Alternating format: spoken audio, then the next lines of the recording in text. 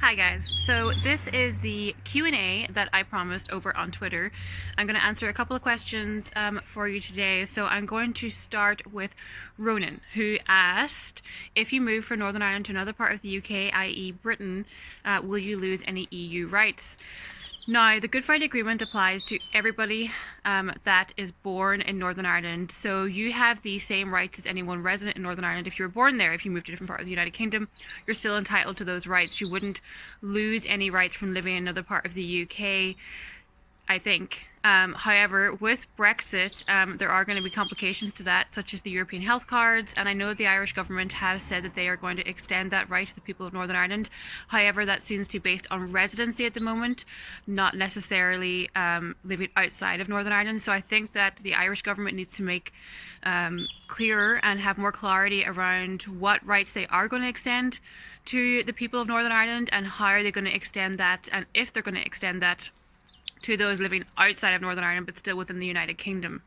In terms of loss of EU rights for Irish citizens from Northern Ireland living in the UK, you have the same loss of EU rights as those of us living in Northern Ireland.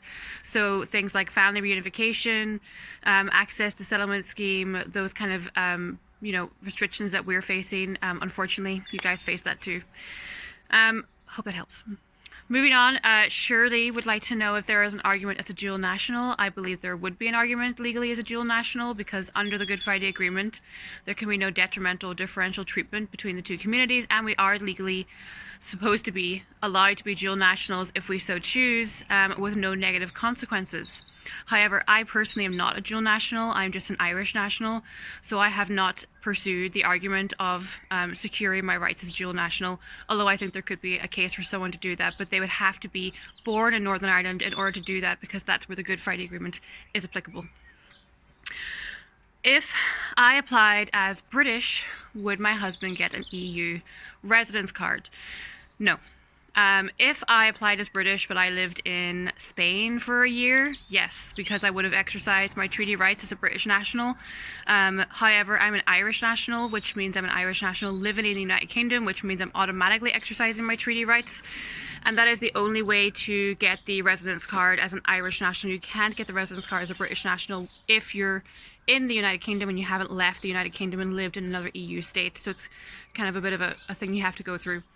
However, if I had applied as British, I could have got the British spouse visa, which of course we hit all the criteria for. There are other restrictions in place for those that want to apply for the spouse of British national, such as wage restrictions and all that kind of stuff. But we did hit all that criteria. It's just that I'm not a British citizen, so therefore it wasn't going to be an application that I was going to put in. I think something that I don't make clear very often is that we applied from the very beginning with a solicitor who went in and said, I'm an Irish national and I want to stabilise my husband's status. Which do I apply for? And the two options were apply as an Irish citizen, an EEA citizen for the residence card, or apply as a British citizen for a British spouse visa. So it was obvious, as someone who doesn't hold a British passport, which of those two options I was going to go for, and quite naively I thought it was all going to be quite simple. But just to make that clear, yes, he would have got the British spouse visa, no problem, if I applied as British.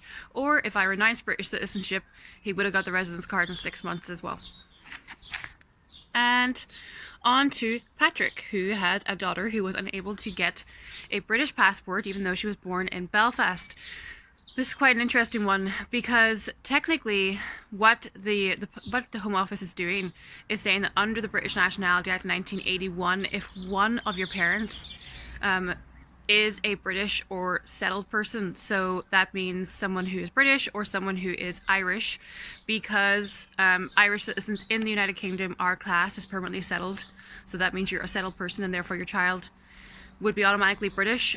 So it's quite an interesting one that your daughter wasn't able to get a British passport, because under the British Nationality Act she would be entitled to a British passport if you were born in Northern Ireland, because we are all deemed as being automatically British because they're assuming that all of us have either one British parent or one Irish parent. Even though they don't look at our pass or birth certificates or any of that stuff, so it's quite interesting stance to be taking. But yeah, I think the fact that she was unable to get a British passport is just another example of the fact that the Home Office and the government in general is completely inept and doesn't have a clue about Northern Ireland or a clue about their own policies or procedures, unfortunately. but she should technically be entitled to one if that's something that you'd want to get for her. And another example of how they don't know which way is up and which way is down. Anyway, I hope those questions help, and if you have any more questions or queries around your case or around some of the complications for Irish citizens in Northern Ireland, in the United Kingdom, post-Brexit, all that crack, let me know.